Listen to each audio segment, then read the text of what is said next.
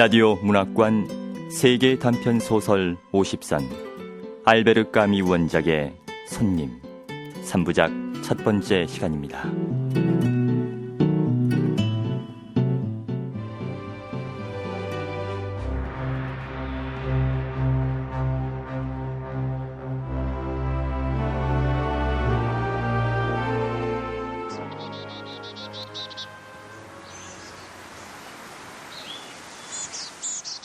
교사는 자기를 향해 올라오는 두 남자를 바라보고 있었다. 한 사람은 말을 타고 있었고 또 한 사람은 걸어오고 있었다. 그들은 아직 산 중턱에 세워진 학교 쪽으로 난 가파른 언덕길에는 접어들지 못했다. 인적 없는 쓸쓸한 고원, 광활한 넓이에 두루 깔린 자갈들 사이로 눈을 밟으며 그들은 고생스럽게 천천히 다가오고 있었다. 자갈 위에 눈이 쌓여서 더 미끄러울 텐데. 휘청거리는 걸 보니 말이 발을 헛디뎠군. 넘어지지 않은 게 다행이야. 아직 말굽 소리는 들려오지 않았지만 말이 콧구멍으로 무럭무럭 내뿜는 김이 보였다. 벌써 며칠째 내린 눈으로 길이 우중충한 흰 눈더미 밑에 파묻혀 보이지 않는데도 그들은 용케도 길을 더듬어 잘 찾아오고 있었다. 저 아래서 언덕 위로 올라오려면 30분은 더 걸릴 거야. 어찌됐든 반가운 손님이로군. 며칠째 혼자서 정말 외로웠거든. 추워. 안으로 들어가서 몸을 좀 녹여야겠어. 날씨는 추웠다. 그는 털 재킷을 입으려고 학교 안으로 들어가서 텅 비고 서늘한 교실을 지나갔다. 흙판 위에는 각각 색이 다른 4가지 분필로 그려진 프랑스의 4대 강이 사흘째 하구를 향해 흐르고 있었다. 8개월 가문 끝에 기다리는 비는 안 오고 느닷없이 눈이 오니 참. 사흘 밤낮을 대책 없이 내리더니 이젠 날이 좀 좋아지려나.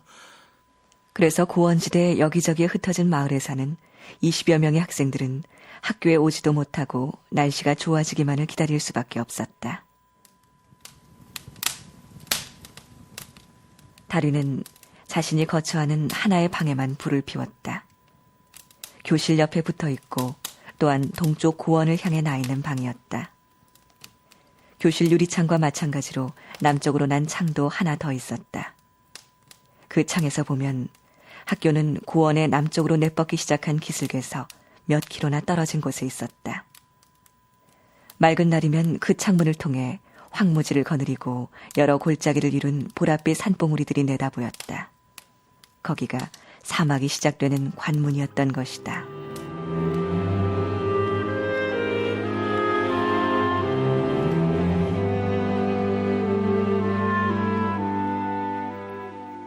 몸이 좀 녹자 다리는 처음 두 사람을 발견했던 창문께로 돌아왔다.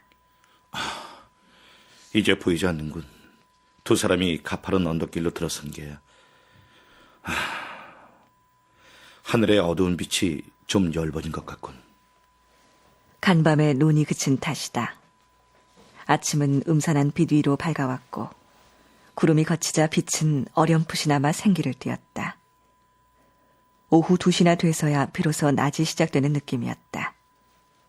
하지만 이것만으로도 그치지 않는 어둠 속에 촘촘한 눈발이 마구 쏟아지고 휘몰아치는 바람이 교실의 견문을 뒤흔들던 지난 사흘에 비하면 나은 편이다.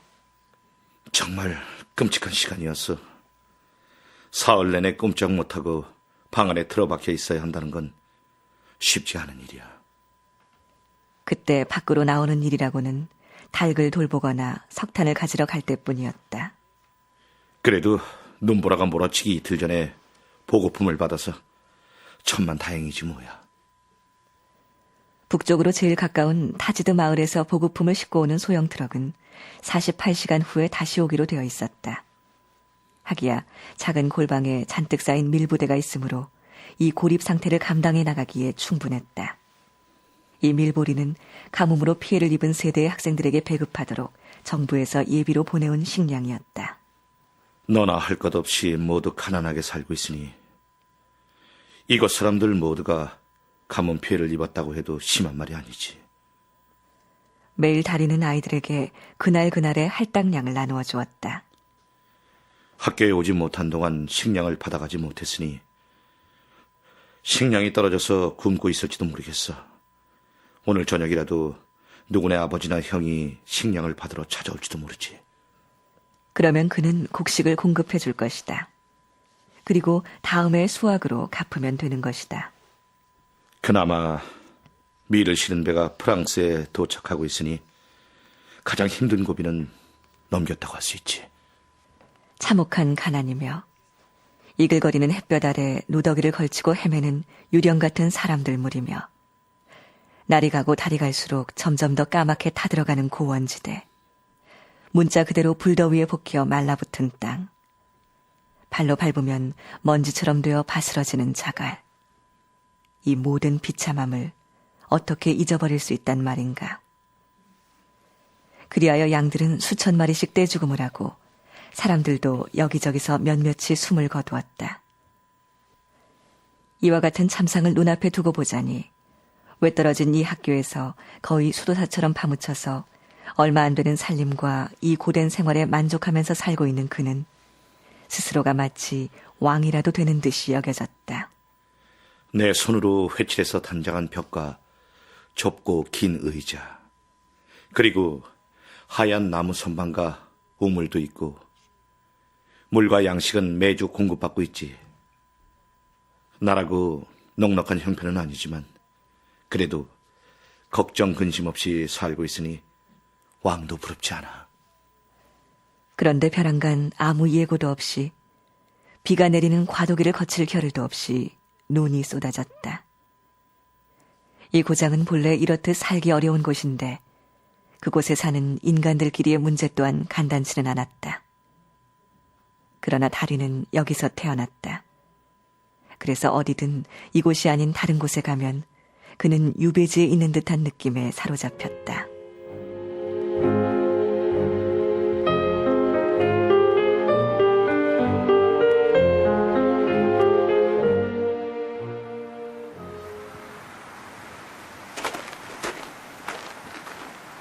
그는 밖으로 나와 학교 앞들 축대 끝으로 걸어갔다. 두 사람은 이제 언덕 중턱에 이르고 있었다. 말을 탄 사람은 헌병 팔듀시군. 좋은 사람이지. 오래전부터 알고 지냈지만 나쁜 기억이 거의 없어. 팔듀시 뒤에서 걸어오고 있는 사람은 누구지? 아랍 사람 같은데? 발두시는 아랍 사람 하나를 포승에 묶어가지고 호송하고 있었는데 이 아랍 사람은 두 손이 묶인 채 고개를 푹 숙이고 뒤따라오고 있었다. 헌병은 다리에게 가볍게 몸짓으로 인사를 했지만 다리는 답례도 하지 않은 채 한때는 푸른색이었을 헌 젤라바를 입고 있는 아랍 사람을 정신없이 바라보고만 있었다. 샌들을 신은 발은 두툼한 생사빛 양털 양말에 덮여 있었고 머리에는 좁고 짧은 두건을 두르고 있었다. 그들이 가까워졌다. 발두시는 걷고 있는 아랍 사람이 힘에 겹지 않도록 말의 걸음을 조절하면서 서서히 다가오고 있었다. 목소리가 들릴만 하게 되자 발두시가 외쳤다. 엘라멜에서 여기까지 3km 걷는데 1시간이 걸렸네. 다리는 대답하지 않았다. 두툼한 털 재킷 속에 키 작고 어깨만 딱 벌어진 체격의 다리는 그들이 올라오는 것을 보고 있었다. 아랍 사람은 단 한 번도 고개를 들지 않았다. 그들이 앞들로 들어서자 다리가 인사를 했다. 안녕하세요. 그래, 잘 지냈어? 춥죠? 어서 들어와서 몸을 좀 녹이세요. 발두시는 포승을 손에 준 채 힘들게 말에서 내렸다. 그는 뻣뻣하게 곤두선 수염 속에서 교사를 향해 웃어 보였다.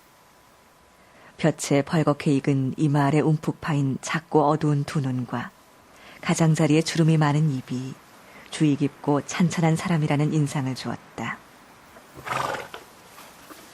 말은 헛간에 메어놓고 오겠습니다. 그래 주겠나? 고맙네. 추운데 학교 안으로 들어가겠어요? 그렇게 하면서 어서 가자. 네, 알겠습니다. 다리는 고삐를 잡아 말을 차양 달린 헛간으로 끌어다 둔 다음 다시 두 사람에게로 돌아왔다. 그들은 학교 안에서 다리를 기다리고 있었다. 그는 그들을 자기 방으로 들어가게 했다. 폭설 때문에 아이들이 학교에 오지 않아서 제 방에만 불을 피웠습니다. 그랬구먼. 그래, 전시엔 뭐든 아껴야지. 교실에다 불을 피울 테니까 잠시만 기다리세요. 여기보다는 거기가 더 편할 겁니다.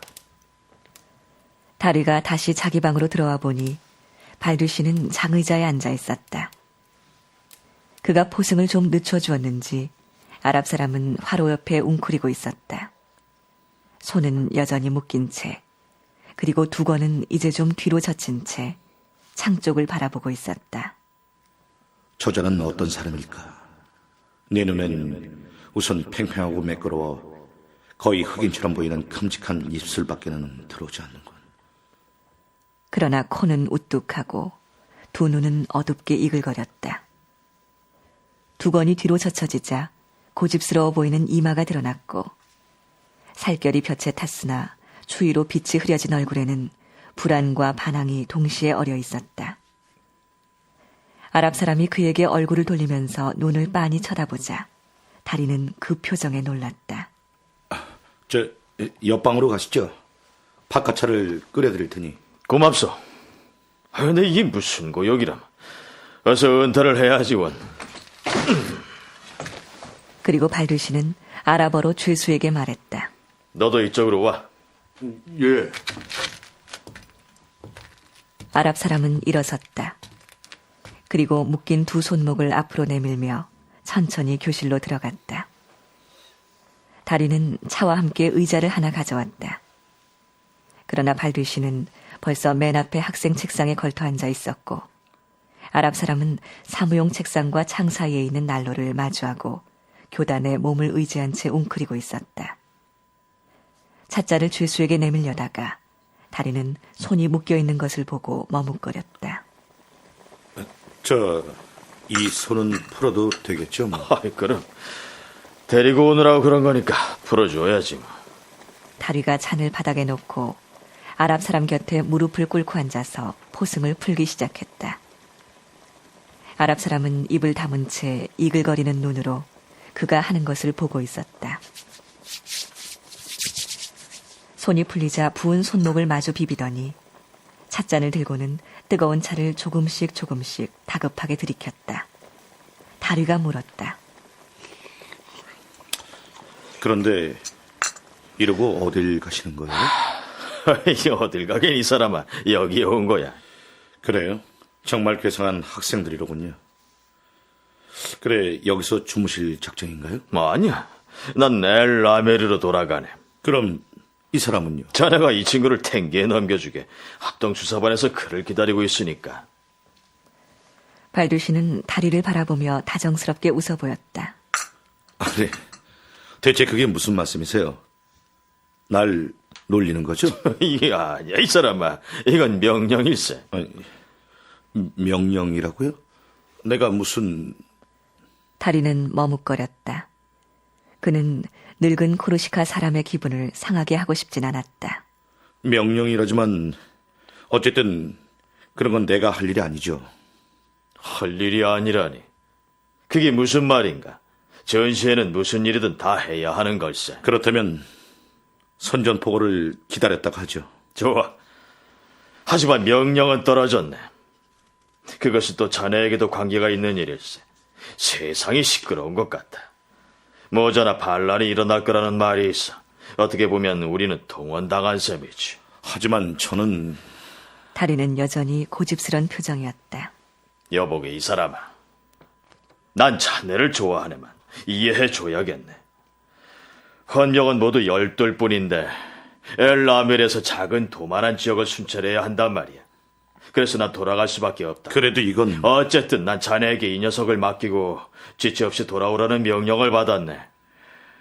이놈을 거기다 둘 수 없는 형편이었거든. 마을 사람들은 이자를 빼내가려고 법석이었다니까. 아무리 그렇다고 해도 저는... 무슨 일이 있어도 내일 안으로 이 친구를 탱기에 데려다 줘야 하네. 이건 명령이야. 자네같이 건장한 사람한테야 20km 주면 문제도 아니겠지. 그게 아니라 아무래도 저는 그냥 데려다 주기만 하면 끝일세. 그리고 나서 학생들과 다시 만나게 될 거고 걱정 없는 생활로 되돌아가는 거야. 벽 뒤에서 말이 코를 시근거리며 발굽으로 땅을 치는 소리가 들려왔다.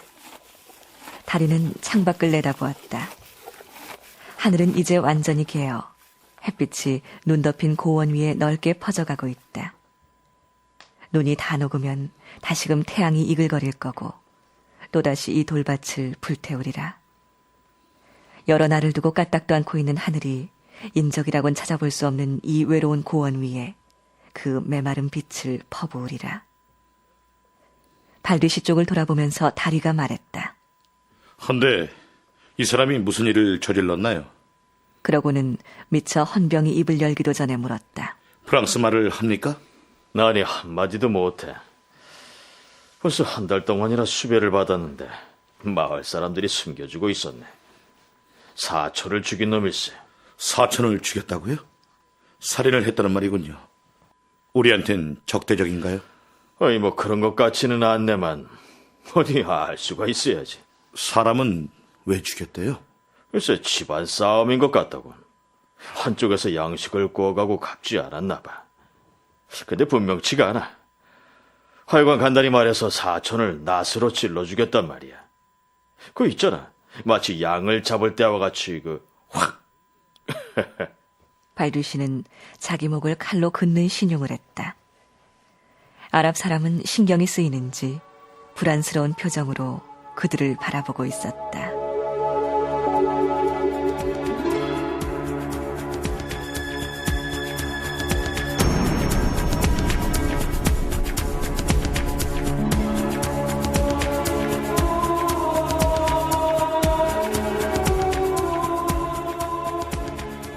라디오 문학관 세계 단편 소설 50선 알베르 까미 원작의 손님 일부를 들으셨습니다.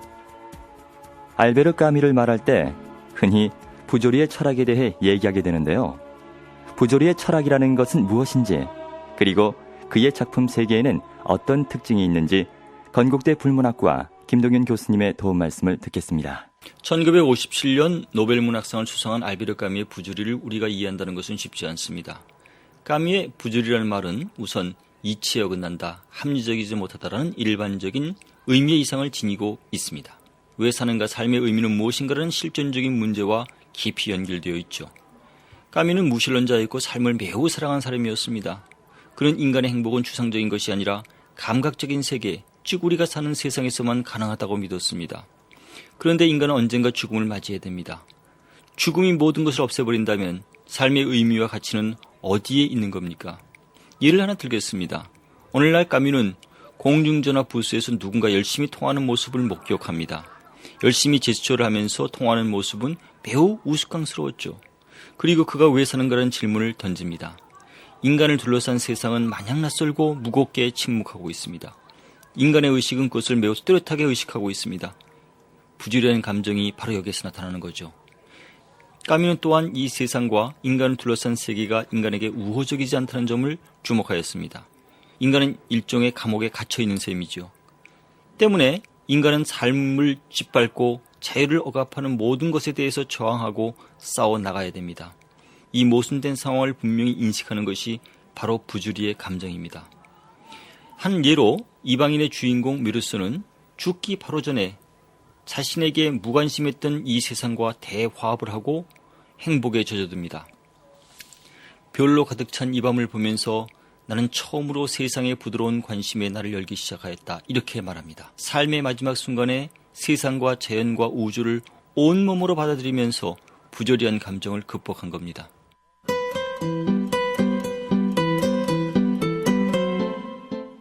권윤의 연출, 정진아 극본, 알베르 까미 원작의 손님 일부를 마칩니다.